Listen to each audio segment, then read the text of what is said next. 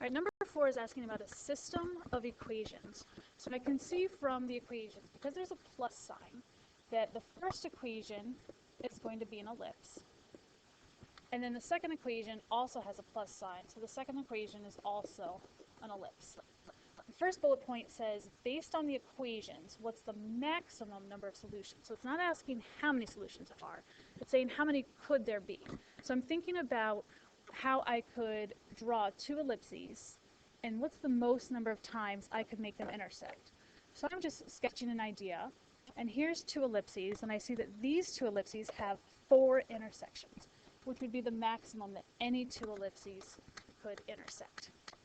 Then in the second bullet point, we're going to actually sketch the system on the grid. So the first thing I'm going to do to this grid is put the x and y axes on it.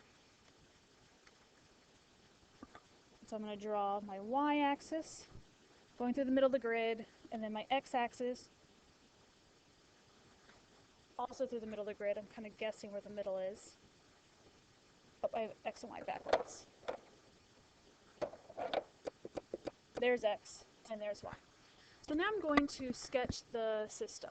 Now the first ellipse, the equation is x squared plus 10y squared equals 25. In order to be able to graph it, the ellipse has to equal 1. All conics have to equal 1. So I'm going to divide by 25 to make it equal 1. And whatever I do on the right side of the equation, I also have to do on the left side of the equation. So when I simplify that, I'm going to have x squared over 25 plus, then I have 10 divided by 25. I want to simplify that. The GCF there is 5. So 10, factor out the 5 is 2, 2y squared. And then 25, factor out the 5 is 5, and equals 1. What I need are denominators, and I see that my y squared term here does not have a denominator. It has the coefficient 2/5. So I'm going to have to rewrite that with the reciprocal. So the denominator is going to actually be a fraction, and it's going to be 5 over 2 equals 1. It's a little too low. 5 over 2 equals 1. Okay, so now I can graph this, and I can see a and b from the denominators. A and b are the square root of the denominators. So the denominator for x squared is 25. I'm thinking about its square root, which is 5. So I'm going to go to 5 on the x-axis. So I'm going back to my graph, and I'm counting out 1, 2, 3, 4, 5. How do you know that this is 5? Because there's a scale there. So put a point at 5, and then you also go 5 in the other direction. 1, 2, 3, 4, 5. So that's going to be at -5.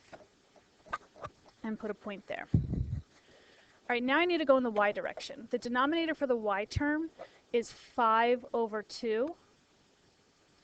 So b is the square root of that. I'm just going to go into my calculator, and I'm going to calculate the square root of 5 over 2 just to figure out where to estimate the point. And so my calculator tells me the square root of 5 over 2 is 1.58.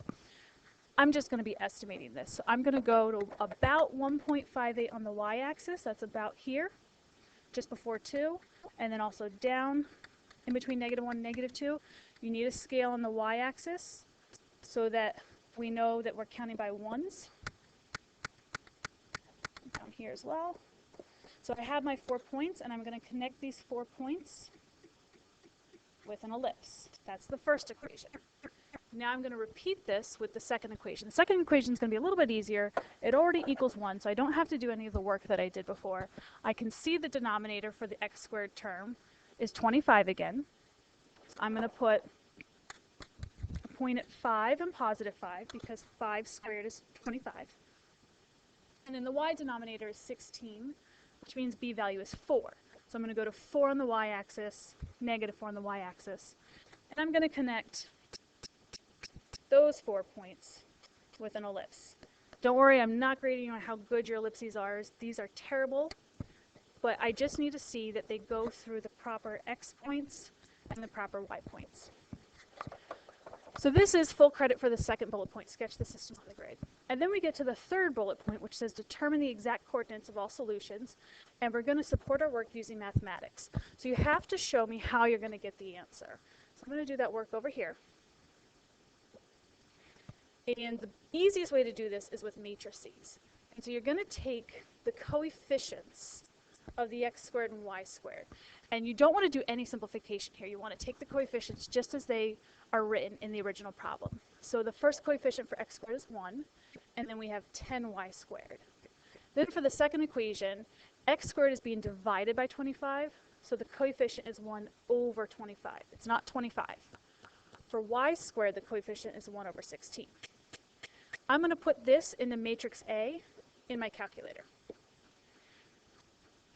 And then into matrix B, I'm going to put the constants, 25 and 1. Notice I'm not simplifying the problem.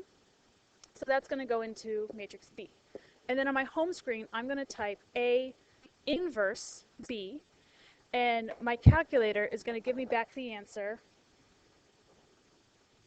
25, 0. The top number represents x squared because that's the variable. So 25 equals x squared. The bottom number represents y squared, so 0 equals y squared. So now I need to solve for x and y by taking the square root. So x equals plus or minus 5, because both positive 5 and negative 5 are the square root of 25. And then the square root of 0 is just 0. There isn't a second answer here. So y equals 0. So now I'm going to combine these to get my two solutions. And my two solutions are positive 5, 0, and negative 5, 0. And I should be able to confirm that on my graph, and I can see on my graph that that's where these ellipses intersect. They intersect at the point 5, 0 and at the point negative 5, 0. But to get full credit on this, you do have to back up your work with mathematics, and showing me the matrices that you type in your calculator, showing me what it gets as a solution on the calculator, and then solving for x and y is the only way to earn full credit on this question.